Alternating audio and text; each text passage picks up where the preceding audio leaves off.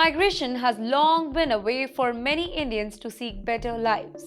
Every single year, lakhs of people from small villages across India go to Gulf countries like the UAE, Qatar, Saudi Arabia, just in search of work. They often take jobs in construction, domestic work, or small industries. But while many return home with savings and stories of success, some people disappear, forgotten by time, paperwork, and system.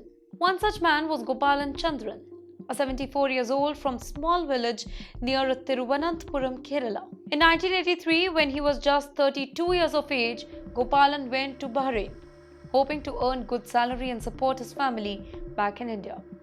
But what should have been a very few years abroad turned into 42 years of being stuck, alone, without a passport, and unable to return home. Let me tell you what exactly went wrong. Gopalan lost his passport after the death of his employer.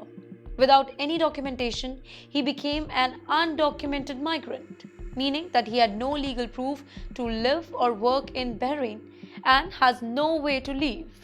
Now, in such conditions, migrants fall into a legal trap. Without a passport, visa, or an employer to back them, they can't get help from local governments or even their own embassies. They become invisible. But thankfully, Gopalan's story took a turn when a group called Pravasi Legal Cell, PLC we call it, stepped in. PNC is an NGO made up of retired judges, lawyers, and journalists. They fight for the rights of Indians facing injustice abroad. When they heard about Gopalan's situation, they took action. They worked with the Indian Embassy in Bahrain and their immigration department as well, and finally securing Gopalan's safe return home. On April 22, 2025, PLC shared his story on Facebook, calling it a story of loss, perseverance, and the power of human compassion. And indeed, it is. After 4 decades, Gopalan boarded a flight back to Kerala with no luggage, no savings, but with tears in his eyes and hope in his heart. Most importantly, he was returning to see his 95-year-old mother, who had never given up hope that her son would actually come home. This is not just one man's story. There are millions of Indian migrants working in the Gulf. According to government data, over 8.5 million Indians live and work in the countries like the UAE, Saudi Arabia, Qatar, Oman, Bahrain, and Kuwait. A large percentage are from states like Kerala, Tamil Nadu, Andhra Pradesh, and Uttar Pradesh. While many have legal jobs, thousands become undocumented every single year, often due to job loss, expired visas, employer abuse, or simply the loss of documents like passport.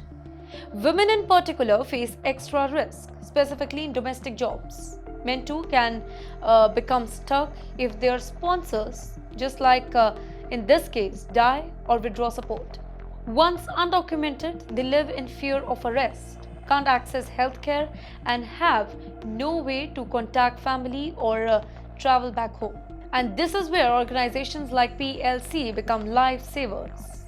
But let me tell you, they can't do it alone. The Indian government must do more to protect migrant workers by tracking migrants better through digital platforms like e-migrate, educating rural workers about legal migration procedures, providing emergency shelters and legal aid at embassies, and most importantly, cracking down on illegal agents who exploit poor families.